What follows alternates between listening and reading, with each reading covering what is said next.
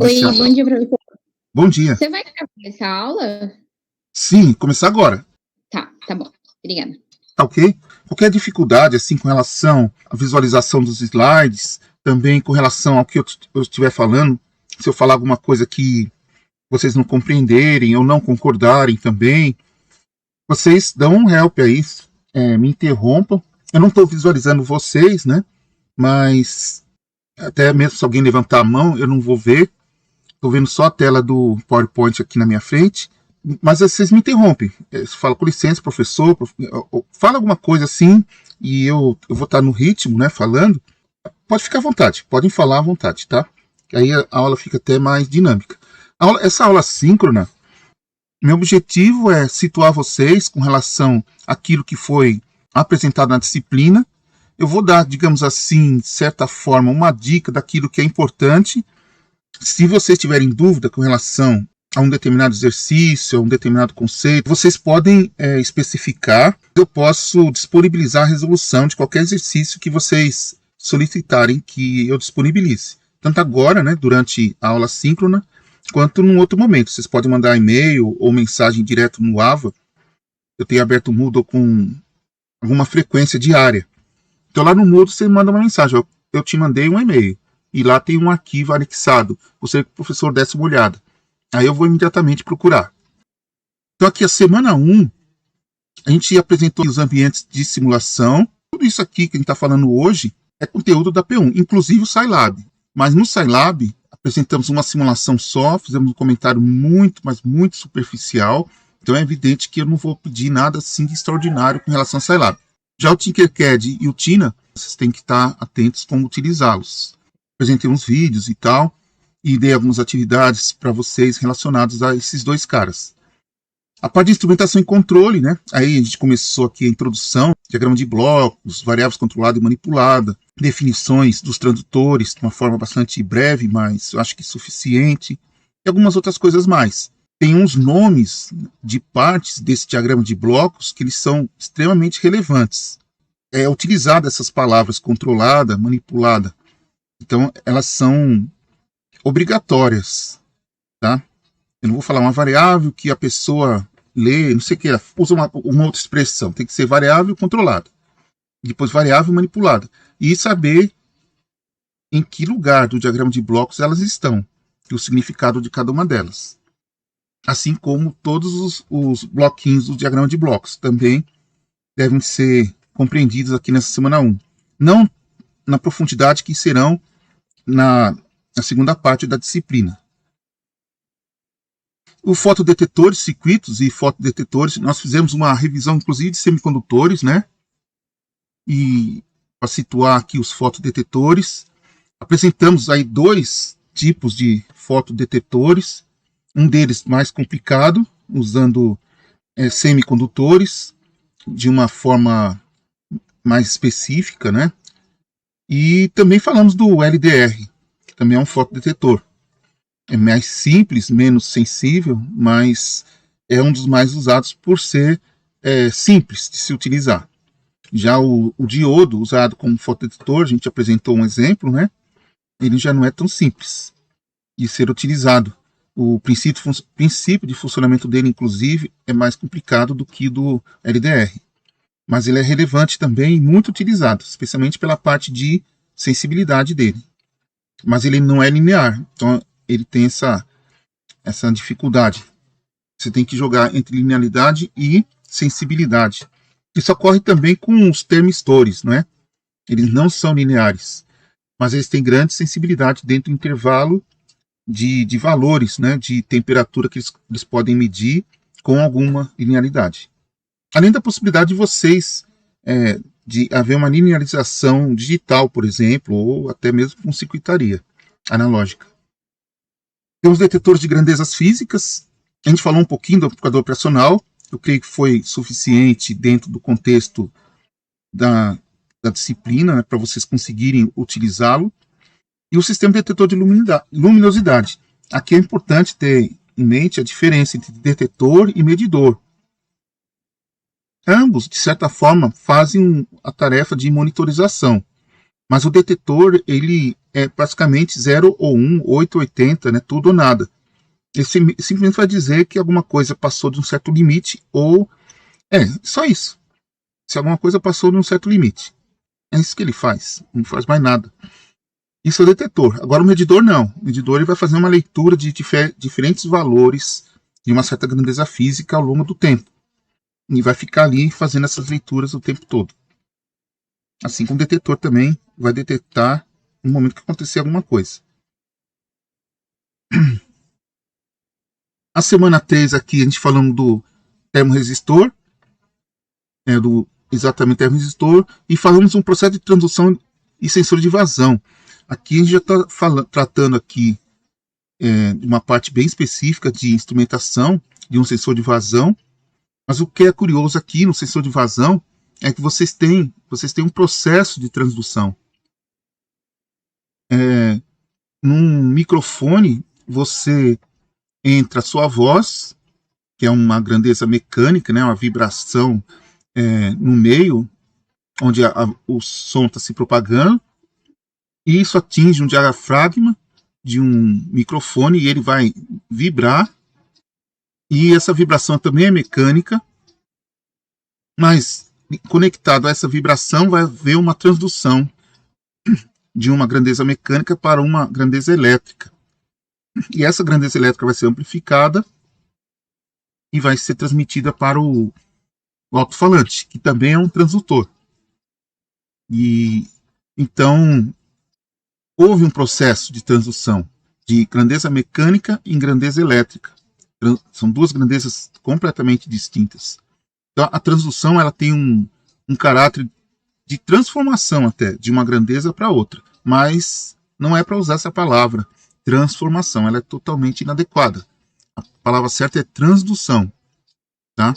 Eu falei transformação mais para dar uma ênfase. E todos os sensores são assim e todos os atuadores são assim. Muito do que a gente fala para sensores vale para atuadores. Ok? É importante vocês terem em mente isso. E eles também fazem parte da parte de instrumentação. Só que a nossa ênfase está sendo mais para os sensores. E também a nossa ênfase está sendo mais para sensores que são capazes de transformar uma grandeza qualquer, né? Tanto mecânica, quanto térmica, quanto qualquer uma, em grandeza elétrica. Então, nosso foco é sempre a grandeza elétrica, devido à utilidade dessas grandezas elétricas de serem amplificadas, tratadas, digitalizadas, essa é a finalidade final, né? Digitalizadas e processadas e o display na tela de uma forma bastante simplificada, bastante visual, vamos dizer assim, né? Tem alguns sensores que eles não são assim. Tem sensor que ele faz a transdução da temperatura, que é uma grandeza, na outra grandeza, que é uma grandeza mecânica. Então, tem alguns sensores que eles trabalham com dilatação, né? E eles fazem essa transdução, mas não é em grandeza elétrica, mas uma grandeza mecânica. É o deslocamento de um cursor, né? Na medida que ocorre a dilatação de um determinado material em relação ao outro. E aí você tem o deslocamento de um cursor. E a gente falou bastante da medida da vazão, já que ela tem etapas no processo de transdução, mais do que uma. Então achei bastante relevante. Essas etapas no processo de transdução, no meu ponto de vista, é bastante relevante. A gente trabalha no sensor de vazão com termoresistor. Poderíamos trabalhar com outros sensores de temperatura, como um termopar, por exemplo, mas que seria bastante sensível. Existem exemplos de sensor de vazão usando termopares como os elementos a jusante e a montante, não é? Que são sensores de temperatura, no caso, que estão associados ao sensor de vazão. É curioso que o sensor de vazão ele tem, a gente já falando do processo de transdução, né? Você tem basicamente, a ideia é vazão para corrente elétrica. Só que entre essa transdução de vazão para corrente elétrica ou para tensão elétrica. Aqui melhor falar tensão elétrica do que corrente, nesse caso. Tensão elétrica é mais adequado. Nesse processo, vazão para tensão elétrica, tem outros processos de transdução dentro, né? Que é variação de temperatura para variação de resistividade, né? Então, isso está dentro do processo. Então, a variação da vazão vai produzir uma variação de temperatura. A variação de temperatura vai produzir uma variação de resistência elétrica. E essa variação de resistência elétrica vai produzir uma variação de tensão elétrica. E essa tensão elétrica vai ser amplificada e posteriormente digitalizada. Então vocês perceberam, né, a sequência. Isso é bastante importante. E aí falamos um pouquinho da geometria e fabricação, além do princípio, né? Na parte da geometria e do princípio de funcionamento, a gente vai cobrar bastante na prova, tá? A parte de fabricação, a gente vai pedir muito superficialmente. Muito superficial. Não vai falar muita coisa, não. Tá? Tem muita coisa específica demais e que foge ao escopo da disciplina instrumentação e controle.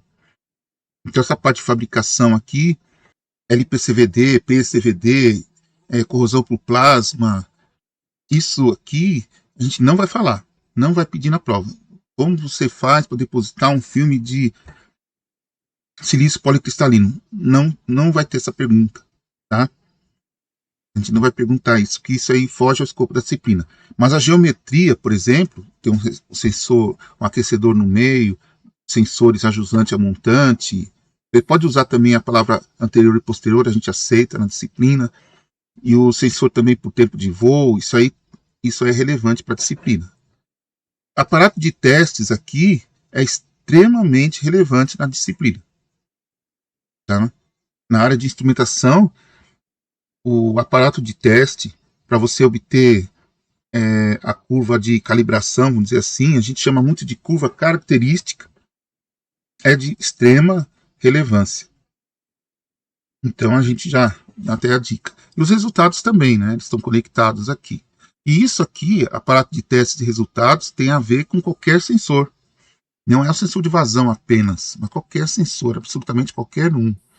Então temos partes essenciais dentro de um aparato de testes e são comuns a qualquer sensor. Qualquer um. Aceleração, vibração, umidade, pressão. Então, vale igual. Totalmente igual. E a simulação a gente passou para vocês aqui, a ponte de Windson, para vocês fazerem como simulação e entregar. Eu peço desculpas, ainda não efetuei a correção, estou devendo. Eu vou tentar ver se eu consigo corrigir, vou me empenhar bastante, no máximo até amanhã, para que vocês já tenham ideia de como foram em termos de simulação. A simulação foi dada, vocês usaram o Tina, eu espero, e usaram o Tinkercad também, que a gente pediu os dois, né? O Tina para você prever os resultados com uma precisão, entre aspas, maior, e já o Tinkercad para vocês obterem o resultado, mas de uma maneira mais visual, digamos assim, né? Você tem um protoboard, você tem os componentes colocados no protoboard, tem a fonte, tem tudo mais, e de certa forma a gente está tentando ter o ambiente do laboratório didático usando o Tinkercad. Essa é a ideia. Então, por isso que a gente pede os dois em paralelo, tanto simulação com o Tina quanto com o Tinkercad. Até agora, eu coloquei essas questões aqui, são 10. Essas questões que eu coloco aqui, que não é para entregar, ou que não são para entregar, eu elaboro essas questões lendo os slides que eu passei para vocês. As respostas vocês têm nos slides e também naquilo que eu falei na videoaula. Então, o funcionamento do sensor de vazão está lá direitinho. O funcionamento do termorresistor como medidor de temperatura também está lá, gente. Esse aqui é um item de pesquisa, então nesse caso você tem que ir nas revisões, nas referências bibliográficas, na internet, para falar do medidor de temperatura RTD. Sensor de vazão térmico específico, né? Um sensor de vazão térmica. A resposta, eu creio que aqui não especifiquei, então você pode falar de um térmico e aqui você vai falar especificamente de um vazão térmico. O funcionamento do sensor de vazão, existem outros, como o rotâmetro, por exemplo, que mede vazão. Tem alguns medidores que medem vazão por diferencial de pressão. Você tem um tubo e você muda em determinado ponto o diâmetro do tubo e a pressão que você tem do fluido antes e durante, né, o estrangulamento do tubo é função da vazão. Então tem medidores de vazão que fazem medida de vazão por variação da pressão numa tubulação onde tem vamos dizer assim, estrangulamento em algum ponto. A vazão ela tende a produzir uma variação de pressão, uma variação de vazão, uma variação de pressão. Então existem sensores assim, no geral. E existe o térmico, que é o que a gente abordou na aula. Então esse 4 aqui é exatamente o que a gente falou na aula. É bacana vocês pesquisarem e saberem. Talvez eu peça alguma coisa assim do tipo, pense em uma forma de efetuar a medição de vazão, ponto. Diferente daquela que a gente mencionou na aula. E aí, nesse caso, vocês têm que pensar, evidente, né? Ou até fazer uma pesquisa na internet e mencionar. Eu já mencionei 2, né? O rotâmetro e o diferencial de pressão. Você pode escolher um desses 2 ou qualquer outro. Existe, sei lá, umas 10 formas ou mais de se medir vazão. E o térmico é um deles, que a gente abordou, o Thomas. Aqui as etapas de transição. Lembra, eu acabei de falar. Eu citei essas etapas quase agora. A possibilidade de usar o sensor de vazão para a determinação de propriedades do fluido que está escoando. Explico sua resposta. Eu abordei isso no vídeo, lá no finalzinho, quando eu falei de sensor de vazão por tempo de voo. E por que as vazões obtidas para o sensor, sendo utilizado para líquidos, né, são tão inferiores, né, às vazões para utilização com ar atmosférico. Também eu respondi isso de uma forma bastante explícita nos slides, tá? Então, a ideia é vocês verem lá. Se porventura tiverem alguma dificuldade, me avisem. Aqui, essa parte que para mim é muito relevante, tem um pouco a ver com a construção, mas é uma parte relevante. Espero que vocês deem uma olhada com carinho aqui. Vantagem da miniaturização é até fácil, né? E o amplificador de instrumentação, a importância dele, características dele que o justificam. É bastante importante isso. Eu deixo isso com vocês. Até agora, tudo bem com vocês? Alguém poderia, assim, só dizer sim, tudo bem, ou tá mais ou menos? Ah, beleza. Assim eu posso continuar mais tranquilo. Valeu, obrigado, viu? A semana 4 aparece aqui, digamos assim, uma exceção. Instrumentos e indicadores eletromecânicos. Eles estão lá na ementa. Eu percebi que tem muito a ver com a disciplina, porque é uma classe de instrumentos muito utilizados ainda hoje em dia. A gente falou bastante sobre eles, uma aula inteira. E a ideia é vocês verem lá direitinho, inclusive calcular aquelas resistências série ou shunt que você precisa utilizar para mudar a escala do seu medidor de tensão, medidor de corrente e até o mesmo o de resistência elétrica. Vocês têm um galvanômetro, o galvanômetro você compra ele e ele vem com características específicas e que você tem que adequar o seu medidor, os componentes desse medidor às características específicas do galvanômetro. E basicamente é a corrente, né, de fundo, de escala. E aplicações em outras grandezas. A gente mencionou isso também nessa parte. No finalzinho, acho que os 2 últimos slides, a gente fala bastante, acho que 2 exemplos de aplicações em outras grandezas que não seja tensão elétrica, corrente e resistência. A gente também falou desses 2 galvanômetros, eles são bem distintos, eles funcionam de jeito diferente. A gente pontuou bem nas aulas, espero que vocês tenham compreendido, percebido a diferença entre eles. Eles funcionam muito bem, são muito úteis, são muito utilizados, mas cada um deles tem a sua característica específica. Dependendo da aplicação, você escolhe um ou escolhe outro. O bobina móvel ele é muito, muito usado, mais do que o ferro móvel. E o amplificador de instrumentação. Inclusive, anteriormente eu já perguntei a importância deles. E aqui a gente está, vamos dizer assim, melhorando aqui, ou aprofundando, né, sobre os amplificadores em instrumentação. Eu nem preciso falar que eles são de extrema relevância na disciplina. Tá? Quando falo assim, em instrumentação, esses amplificadores em instrumentação, eles aparecem em destaque mesmo. Tá? Uma coisa que é muito legal a gente ter em mente, que eu pessoalmente tenho, né, em mente, na transdução de resistência elétrica em tensão elétrica, essa transdução ela é feita por meio de uma...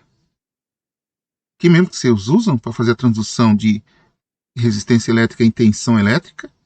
Uma pergunta para vocês, para ver se vocês estão acordados, vamos dizer assim. Ou para fazer vocês acordarem.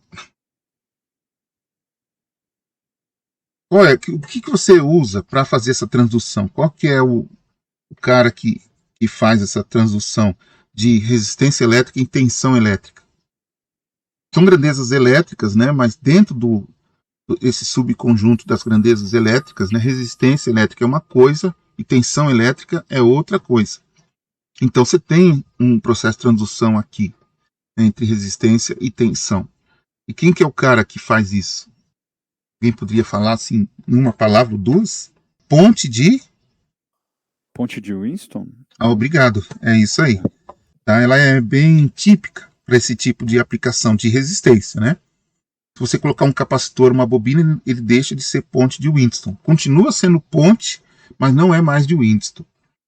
Aí já é ponte de Wine ou de outra pessoa que fez essa utilização modificada. A ponte de Winston é exclusivamente com resistores. E nesse caso aqui, quando você tem uma resistência elétrica que varia, por exemplo, com a temperatura, né? E você quer uma tensão elétrica variando com a temperatura, então você precisa da ponte de Winston, necessariamente. Só que a ponte de Winston, ela tem resistências, né? O próprio sensor, ele é uma resistência, né? Que transdução de resistência para tensão, né? Então o transdutor é uma resistência, temperatura em resistência. E ele fica ali na ponte de Winston, evidentemente. E na medida que varia a resistência do transdutor, vai variar a tensão elétrica na saída da ponte de Winston. Dependendo do termoresistor que você tem, digamos que você tem um termoresistor de, vamos chutar um valor aí de 938 ohms. Alguma coisa assim, 938 ohms. Esse é a resistência do seu transdutor de temperatura em resistência. E aí você coloca ele na ponte de Winston, e as resistências na ponte do Winston, é intuitivo até falar, elas têm valores próximos a esse valor do termoresistor. Então eu falei 900 e alguma coisa, né, ohms no termoresistor. Então os outros resistores da ponte do Winston têm 1 kΩ, alguma coisa dessa ordem, 1K. Só o potenciômetro você coloca ele um pouco maior, ele de ajuste de zero, mas não muito maior. Pronto, está feita a ponte de Winston. É muito simples. Eu mencionei também que a tensão elétrica da fonte, né, que alimenta a ponte do Winston, tem observações com relação a ela, né? Aí eu espero que vocês estejam atentos com relação a isso. Ela não pode ser qualquer valor, né? Você quer aumentar a sensibilidade da ponte, forçar uma barra, e você coloca a tensão da fonte de alimentação bem elevada, põe lá 50 volts, pronto, eu tenho uma ponte de Winston com uma sensibilidade que é extraordinária. Não preciso nem do amplificador de instrumentação. Só que daí vai acontecer uma coisa extremamente indesejável, né? E aí fica com vocês vocês responderem. Se você pegar essa ponte do Winston e medir a resistência elétrica entre os dois pontos correspondentes à saída da ponte do Winston, intuitivamente você vai perceber que a resistência equivalente vai ser da ordem de, adivinha, 1 kΩ. Se o seu sistema de amplificação, digamos assim, a sua carga no amplificador, ele tem uma resistência de entrada da ordem de, digamos assim, 20 kΩ, 1 kΩ e 20 kΩ são valores relativamente próximos. Então você vai ter um problema sério, porque essa resistência de entrada, ou melhor dizendo, impedância de entrada do seu amplificador, essa impedância vai ter valor próximo ao valor das resistências que estão na ponte do Winston. E eu costumo dizer de uma forma minha, pessoal, né? Você destruiu a ponte do Winston. Porque essa resistência do seu amplificador, essa impedância de entrada do seu amplificador, vamos assumir ela como resistiva também, ela vai estar em paralelo com a ponte de Winston. E os valores, como estão próximos, você não vai ter mais uma ponte de Winston. Se você pegar um desenho de uma ponte de Winston, você tem ali os terminais correspondentes à fonte de alimentação, né? Aquele losango, né? Nas extremidades inferior e superior do losango, você tem a fonte de alimentação, e nas extremidades laterais, né, do losango que você tem, eu estou imaginando o desenho da ponte de vista como se fosse um losango, né? nas extremidades laterais, você tem a saída da ponte do Winston. Se você colocar uma resistência ali, nessas extremidades, correspondentes à saída da ponte do Winston, e essa resistência tiver um valor da ordem do valor das demais resistências que compõem a ponte do Winston, você não vai ter mesmo mais uma ponte do Winston, não tem mais sentido. A ponte do Winston ela funciona bem quando as resistências, a resistência entre os terminais de saída dela, eu falei que são laterais ali ao losango, espero que vocês estejam imaginando um losango na mente de vocês, e imaginando também a ponte do Winston. Aquela resistência tem que ser muito elevada, muito, mas muito maior do que as resistências típicas da ponte. Isso é sine qua non, de extrema importância para que a ponte do Winston funcione como ponte do Winston, e não como digamos assim, um divisor de tensão. E nesse caso, você precisa de um amplificador que tenha uma resistência de entrada ou uma impedância de entrada lá em cima. E o amplificador de instrumentação ele atende a esse requisito. É bem típico do amplificador de instrumentação atender a esse requisito. E além do fato que ele tem um ganho, né? E que ele tem também o resultado lá na saída como sendo a diferença entre um ponto e o outro. Tensão num ponto, tensão no outro. Vocês vão imaginando o amplificador de instrumentação, acho que vocês vão visualizar isso. A gente falou aqui de um exemplo de circuito integrado, só uma ilustração muito rápida, interessante ter em mente que existem CIs e que implementam o amplificador de instrumentação, então ele não precisa ser construído de forma, como que fala? Como circuito integrado. Você pode construir ele com transistores e resistores comuns, vamos dizer assim, não integrados. Tem uma palavra para isso, me fugiu a memória. E eu acho que eu mencionei isso nas aulas. Alguém quer comentar alguma coisa? Professor, só uma dúvida em relação à ponte de Winston. Você comentou que a resistência teria que ser elevada, né? Aí, tipo assim, eu tô vendo aqui o losango seria, por exemplo, o R2, que seria do potenciômetro, você está referindo ou não? Tem nada a ver? Não, eu tenho uma resistência que ela fica na saída da ponte de Winston. Então, assim, pensando na ponte de Winston como um losango, né? Tem um desenho dela que é losango. Não necessariamente, né? Pode ser quadradinhos, assim, normais, né? Mas tem um desenho dela que é bem típico, né? Que é um losango. Né? Então, nesse losango, eu tenho em cada ladinho desse losango, eu tenho um resistor. Tenho um resistor fixo na parte de cima e um resistor variável na parte de cima também, que é o potenciômetro, que eu uso para zerar a ponte, né?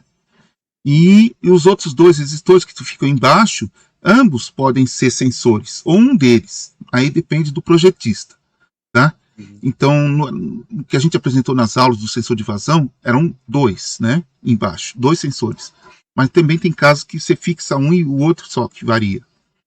E nesse caso, todos esses resistores, né, como o sensor, digamos que ele seja da ordem de 900 ohms, o valor dele, então os demais ao redor, os demais três, né, tem mais três, né, um é potenciômetro e os dois são resistores, eles têm que ser da ordem também de 1 kΩ. É bom senso, eu creio até. Se você olhar no dimensionamento da ponte, tem que meio que ficar parecido os valores. Então você tem, no fundo, você tem valores de 1 kΩ ali. Você olha, todos eles são de 1 kΩ. Então, muito provavelmente, vamos dizer assim, não estou fazendo conta, mas intuitivamente eu imagino que na saída da ponte, eu vou colocar um elemento lá para fazer essa medição. E esse elemento que eu vou colocar para fazer essa medição da saída da ponte, eu falei que é aquelas extremidadezinhas laterais do losango, ele tem que ter uma resistência muito maior que as resistências presentes na ponte. Porque se a resistência dele for próxima, ele vai acabar compondo aquela associação de resistores correspondente à ponte do Winston. E você tem uma associação de resistores na ponte de Winston. Assim, tem dois resistores em série de um lado e dois resistores em série do outro lado. Isso é associação de resistores. Só que, claro, a gente não pensa na ponte de Winston como uma associação de resistores. A gente pensa numa ponte de Winston como ponte de Winston. Mas só que é inevitável você ter uma resistência equivalente na saída da ponte de Winston. A resistência equivalente da saída da ponte de Winston com um medidor. Pode ser um voltímetro, por exemplo. Ou pode ser um amplificador que está conectado ali. Aquela resistência ali tem que ser muito elevada. De tal forma que, do ponto de vista da ponte do Winston, não tem nenhuma resistência ali. Do ponto de vista da ponte. E aí ela funciona como ponte de Winston efetivamente. Se você colocar uma resistência ali muito grande, muito, muito, muito grande mesmo. Porque, na verdade, né, se você vai colocar alguma coisa ali, aquela coisa que você vai colocar ali vai ter uma resistência, não tem jeito. Então que seja muito elevada, necessariamente. Exatamente pelo fato de que as resistências que estão presentes na ponte do Winston tem um valor, nesse exemplo, né, de 1 kΩ. Mas pode ter um valor, em outros exemplos, de outros sensores que tem 100 kΩ. Tá? O sensor, o resistor que está ali, que depende da grandeza física, pode chegar a 100 kΩ em algumas aplicações. E aí, se você tiver uma resistência de saída, na saída de 500 kΩ, já é uma resistência bem grande, mas está perto de 100K. E aí estragou a ponte. Você vai ter uma associação ali que vai fazer com que a ponte de Winston deixe de funcionar como ponte de Winston. E aí o resultado que você vai ter na saída vai corresponder, digamos assim, a um divisor de tensão. Simples, tá? Que pode ser 2 resistores apenas. E aí não é ponte de Winston, é um divisor de tensão. É outra coisa.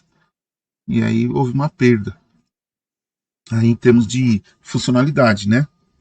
E não sei se ficou mais claro. Sim. Melhorou, né? Seria bom se eu fizesse desenhando. Mas eu falei sobre isso nas aulas e eu acho que lá tá, eu mostro os pontos direitinho. Aí deve você dar uma olhadinha lá com muito cuidado, tá ok? Aí você vai ver direitinho. A gente mencionou. Inclusive, tem um ambiente de simulação SPICE, né? Que é o nosso TINA. O TINA é um ambiente de simulação SPICE. Ele é implementado nesse ambiente de simulação SPICE, o TINA. É difícil você ver um simulador de circuitos elétricos que não seja SPICE. Na verdade, todos os que eu vejo são SPICE.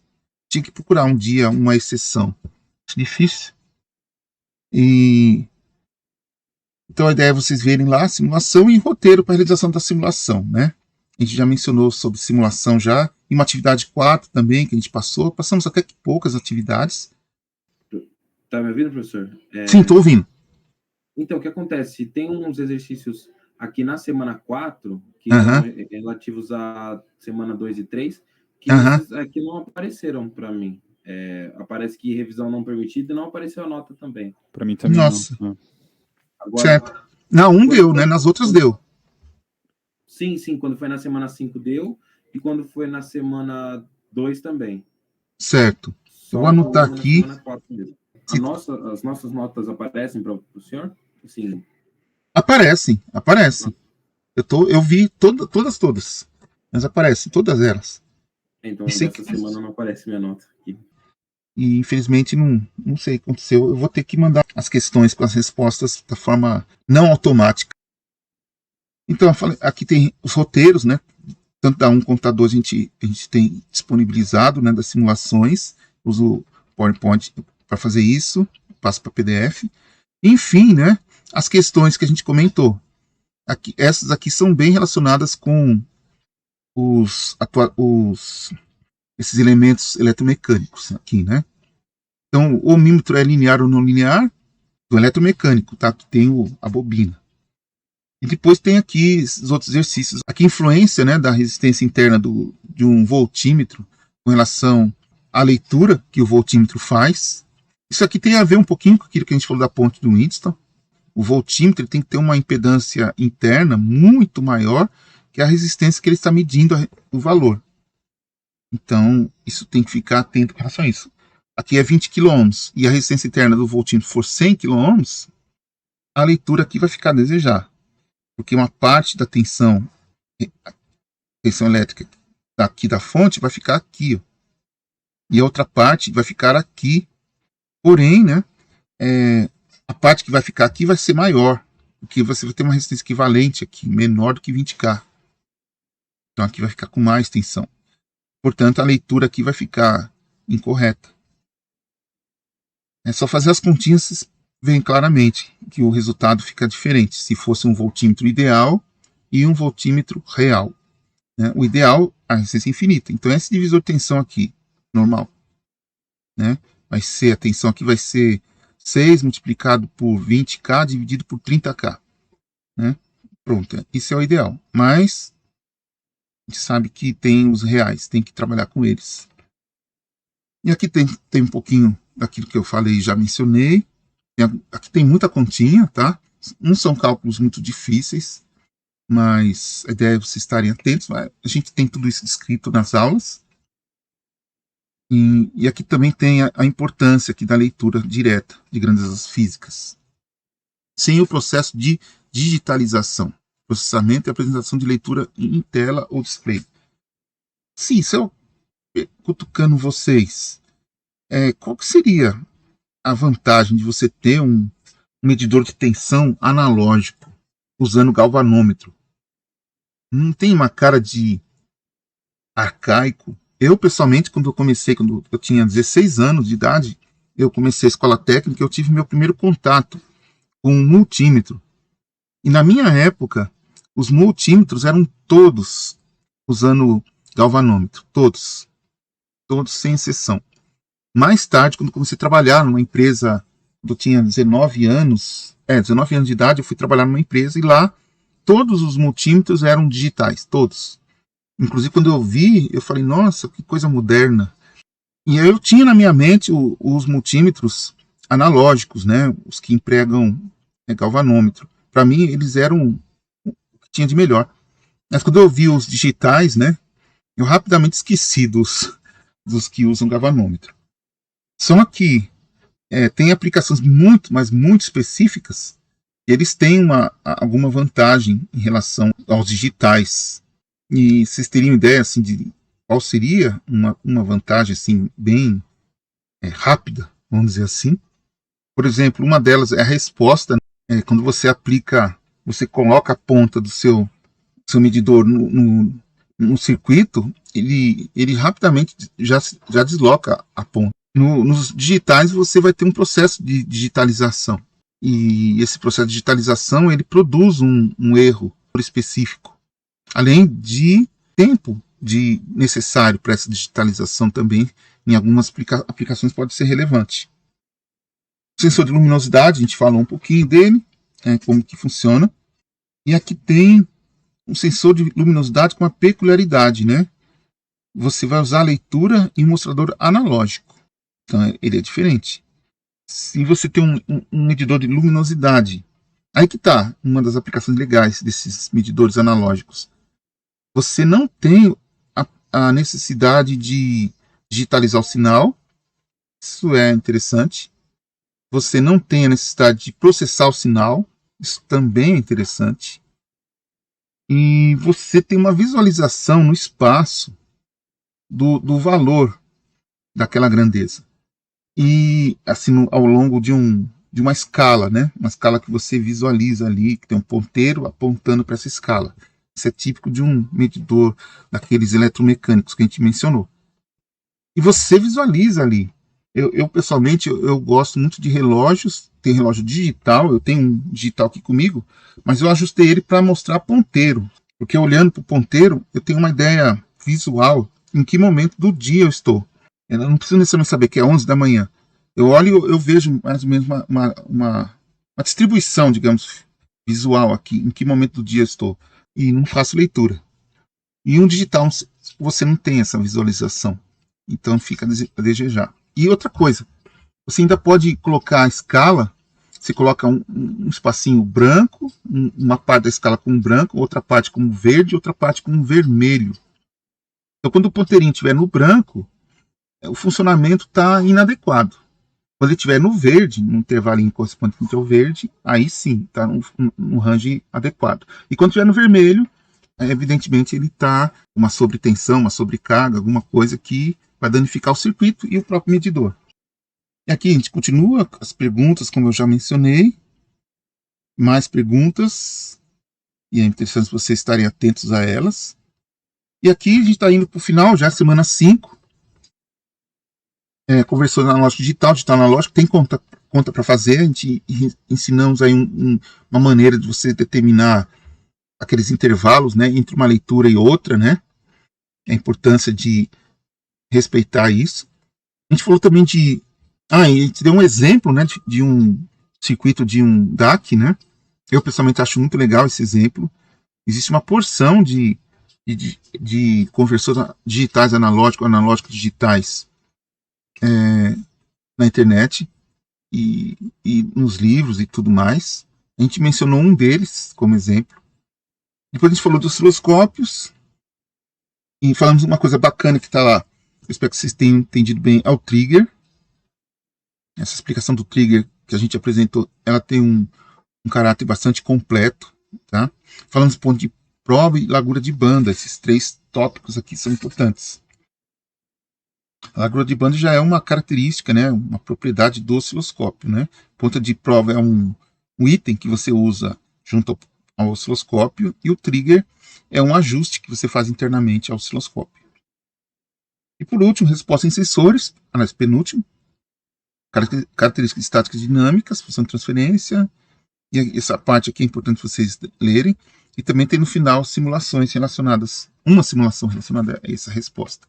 E acabou. Aqui mais exercícios, como eu já mencionei, tem bastante. Tem alguma questão pelos editais, aí, pelas ordens da universidade, o tempo de prova, 32 horas. A prova vai ter 2 tentativas e você vai ter 2 horas para fazer a prova. 2 horas, 2 tentativas. Você pode fazer as 2 tentativas e a nota que vai ser retida é a maior nota, tá? Não é a menor, é a maior nota. E o sistema automaticamente faz essa distinção entre a maior nota e a menor nota. E ele descarta a menor e coloca adiante, manda adiante a maior nota. As questões elas são embaralhadas, então cada colega vai ter um conjunto de questões diferente, tá? Individualizado. Pode ser que uma ou outra conhecida, né? Mas habilidade. E a prova, eu pretendo disponibilizar às 10 da manhã, seria às 8 da manhã, na verdade, da quarta-feira, mas geralmente eu tenho disponibilizado um pouco depois, no final da aula, tipo às 10 horas da quarta. Tá? Então eu vou ainda preparar a prova, as questões já estão praticamente prontas, é só questão de colocar no sistema, e o próprio sistema vai se encarregar de distribuir essas questões para vocês, da forma que o sistema achar melhor. Geralmente as questões têm assim, são 10 questões, tá? Eu sempre faço 10 questões. A ideia é ajudar vocês mesmos, porque quanto mais questões, mais chances vocês têm que acertar algumas. Quando é uma só, às vezes não aproveita também. Então eu ponho 10 questões, tá? Para vocês fazerem. E dessas 10 questões, digamos assim, 5 ou 6 são muito fáceis mesmo. Eu tenho essa intuição. E umas 2 são médias, digamos assim, e tem talvez 2 ou 3, ou só uma, ou nenhuma, tá? Como é o sistema que distribui as provas, eu não posso controlar isso. Mas vai ter uma questão difícil. Tá? 1 ou 2 ou 3 questões difíceis. As outras 7, realmente, você teria que recapitular direitinho lá nos seus slides, anotações e referências. E pronto, você faz. Agora, aquela que é a desafiadora, você tem que pensar também, além de conhecer o assunto. Tá? Então, geralmente eu procuro pôr essas questões. Pode ser que apareça para alguns de vocês. Tá? Então, basicamente é isso, pessoal. Eu gostaria de saber com vocês como que tá, se vocês têm algum comentário, alguma coisa. Eu vou parar a gravação aqui no OBS. Por aqui não, professor. Eu ia Tá tranquilo? da atividade da semana 2 e 3, que realmente, para mim, também não tá aparecendo a nota. Era só isso mesmo. Mas vocês já comentaram sobre isso? Ah, sim, tá. Aí você dá uma olhadinha lá na 2 e 3, que eu espero que apareça. Agora a 4 que tá para todo mundo fora do ar, vamos dizer assim. Então, pessoal, se você tiver algum questionamento, alguma dúvida, alguma coisa assim, eu não vou falar que falem agora o cálice para sempre. Eu tenho mania de falar isso, mania minha, pessoal, mas na verdade é brincadeira, tá? Brincadeira mesmo. Vocês fiquem à vontade para solicitar alguma explicação, fazer alguma coisa do jeito que eu falei lá no início, tá? A gente não está se despedindo assim de uma forma definitiva, não, tá? Com vocês, tá? Eu aguardo para prestar atenção para antes, pelo menos 1 minuto antes da prova responder a sua pergunta. É brincadeira, né? Também é sacanagem 1 minuto antes da prova. Vai que acontece, né? Mas eu vou responder antes da prova, com certeza, tá? Mas vai ser antes, bem antes, eu espero. Então é isso, pessoal. Alguém mais tem alguma dúvida, comentário, alguma coisa assim com relação à prova ou alguma coisa em relação à disciplina? Professor, se eu te pedir, se possível, para fazer esse copia e cola, né, dessas questões para conseguir estudar a tempo. Se for Da possível. 4, né? Da 3 e da 4, que aí... A 3 também. Eu vou olhar lá. Eu espero que dê para fazer, porque eu estou com medo de ter pedido para o sistema dar as questões para vocês. Se for o sistema que distribui as questões, eu vou ficar perdido, porque cada um de vocês recebeu uma prova diferente, um exercício diferente. Aí é complicado para mim, e eu pretendo também aproveitar essas questões também na prova. Eu tenho uma quantidade muito grande de questões já armazenadas no banco de questões. Então eu peço para o sistema distribuir as questões para vocês. Então vai ser tudo diferente. E a ideia é vocês tentarem fazer. Agora, nos exercícios, eu acho que eu andei colocando fixo, tá? Não o sistema escolhendo, mas eu que escolhi. Aí, nesse caso, eu posso mandar para vocês facilmente. Agora, se foi o sistema que escolheu, aí vai ficar difícil, porque aí cada um recebeu uma questão. Se for nesse caso, aí eu vou ter que pedir para vocês tentarem fazer alguma coisa de forma específica. Tá? Manda mensagem e eu tento responder de forma específica, assim, para vocês. Se aconteceu essa possibilidade, tá? Eu não sei, eu tenho que ir lá olhar, eu não lembro agora. Tem outras disciplinas que eu dou aula também, e eu faço de um jeito para uma, de outro jeito para outra, e eu não consigo lembrar como eu fiz exatamente com vocês. Então, eu vou tentar resolver, e vocês mandem mensagens aí para a gente se manter nos comunicando. Nós nos mantemos comunicando, em comunicação. Tudo bem, então? Alguma coisa mais, assim, que vocês quiserem comentar?